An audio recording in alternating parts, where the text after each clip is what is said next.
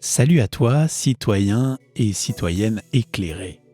Bienvenue dans ce 4e épisode de Fraternité et droit du travail, la série où on explore un mystère républicain. Pourquoi la fraternité, malgré ses belles promesses, n'a jamais trouvé sa place dans le droit? Et aujourd'hui, on entre dans le dur, le droit du travail. Car s'il y avait bien un endroit où la fraternité aurait pu s'épanouir, c'était là. Le monde du travail, des syndicats, des collectifs, des luttes, des solidarités. Mais voilà, dans ce monde-là, la fraternité a été doucement mise à la porte. Et une autre notion a pris sa place, plus sobre, plus froide, plus rationnelle, la solidarité. Bienvenue dans Fraternité et droit du travail, le podcast qui explore le lien entre droit, société et lien social. Une série librement inspirée des travaux du juriste Alain Supiot. Au XIXe siècle, le droit social est en pleine construction et il a un objectif, organiser la société rationnellement.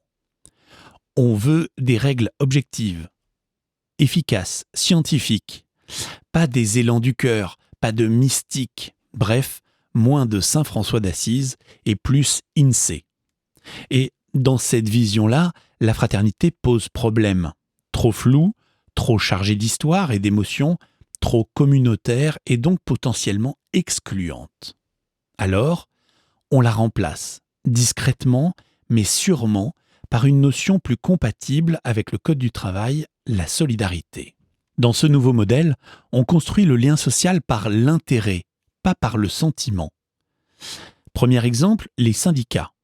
Dans le Code du travail, on dit que les syndicats existent pour défendre les intérêts communs des personnes exerçant une même activité.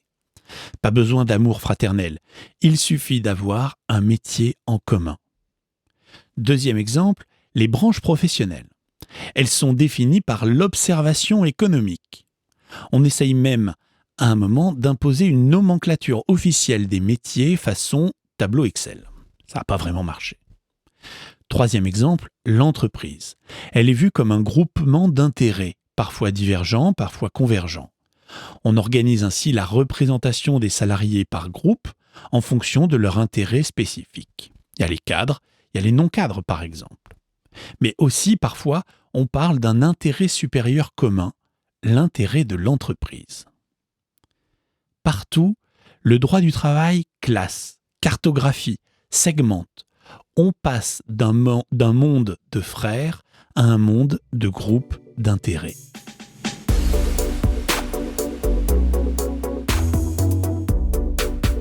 Mais alors, si la fraternité ne passe plus, est-ce qu'il reste quelque chose de l'idée de cohésion sociale ? Oui.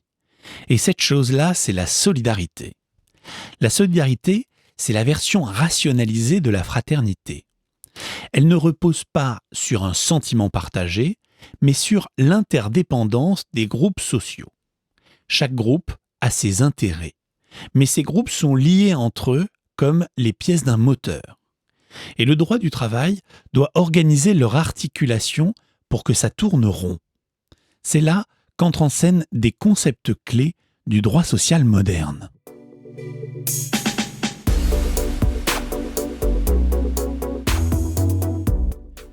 Voyons 3 exemples. Paritarisme, intéressement, insertion.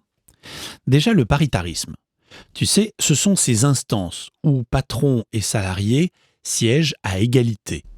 On les retrouve dans les prud'hommes, dans les commissions paritaires. Ce n'est pas une fraternité choisie, c'est un pont institutionnel entre 2 groupes d'intérêts. Ils ne sont pas frères, mais ils sont co-responsables. Maintenant, l'intéressement et la participation. On te dit, tu travailles ici, tu as donc un intérêt à ce que ça marche. Ce n'est plus « nous sommes frères, partageons », mais « nous sommes partenaires, profitons ensemble ». En gros, c'est moins serment, mais plus bonus. Pour l'insertion professionnelle, ce mot-clé est apparu récemment dans le droit social. Il sert à reconnecter les exclus du marché du travail.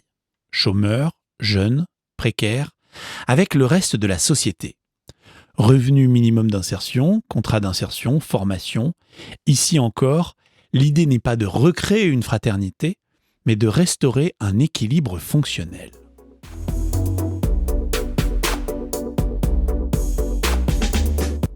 Alors oui, la fraternité a été remplacée par une solidarité objective, institutionnalisée, rationnelle. On a troqué le serment de compagnonnage pour le contrat d'insertion. Mais est-ce qu'on y a perdu quelque chose ? Est-ce que ce lien froid, technique, universel, suffit à faire société ? Ou est-ce que parfois la chaleur du lien fraternel revient par la fenêtre quand on l'a chassé par la porte ? C'est ce qu'on va voir dans le prochain épisode. Fraternité hors la loi et dans la loi. Quand la fraternité ressurgit malgré les lois ou grâce à elles. Alors, partage ce podcast à ton collègue de la RH ou ton camarade de grève et retrouve-moi très vite pour la suite dans cette enquête républicaine.